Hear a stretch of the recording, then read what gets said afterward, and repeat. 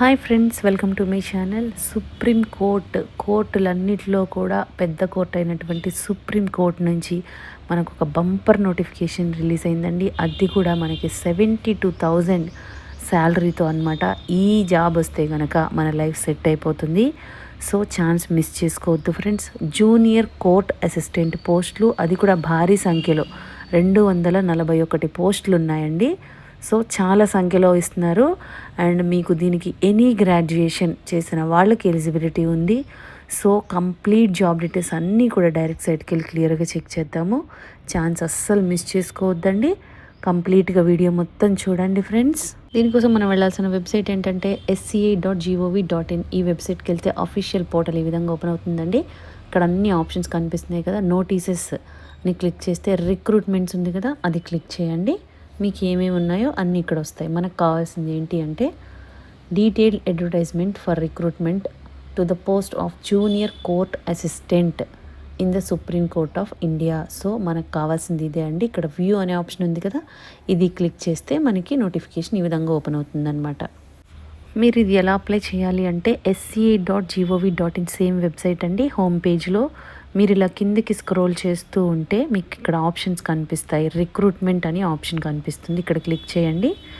ఇక్కడ క్లిక్ చేస్తే కొన్ని లింక్స్ వస్తాయి. Link to submit online application forms for the post of junior court assistant ఉంది కదా, ఇది క్లిక్ చేయాలన్నమాట. మీకు నోటిఫికేషన్స్కి వేరేది ఉంది, లింక్ దీనికి వేరేది ఉంది. సో ఈ లింక్ ఓపెన్ చేస్తే మీకు అప్లికేషన్ ఫామ్ అనేది ఓపెన్ అవుతుందన్నమాట.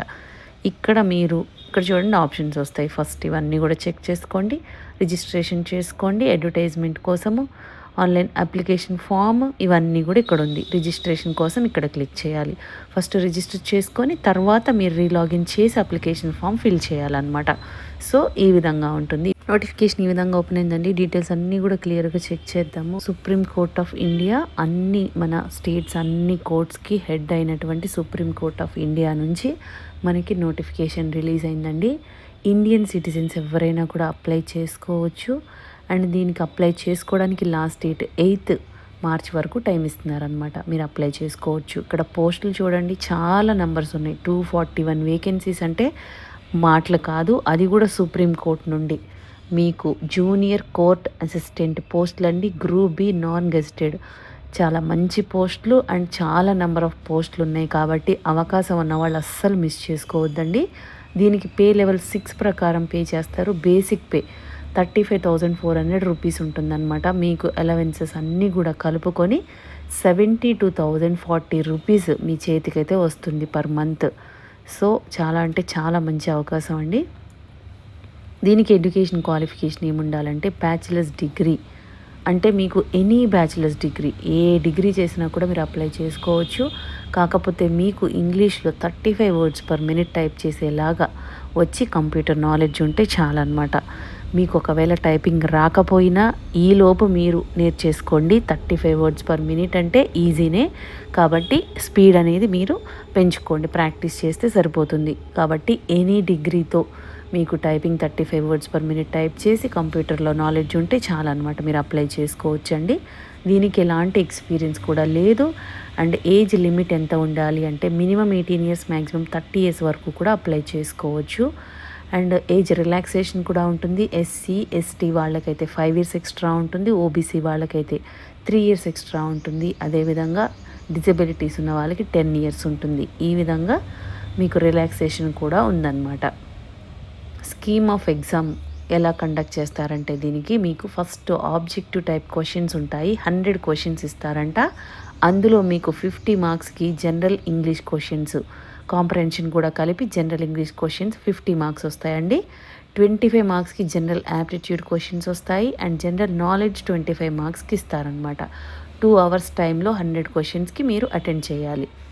And objective type computer knowledge test పెడతారు. దానికి 25 క్వశ్చన్స్ ఉంటాయి.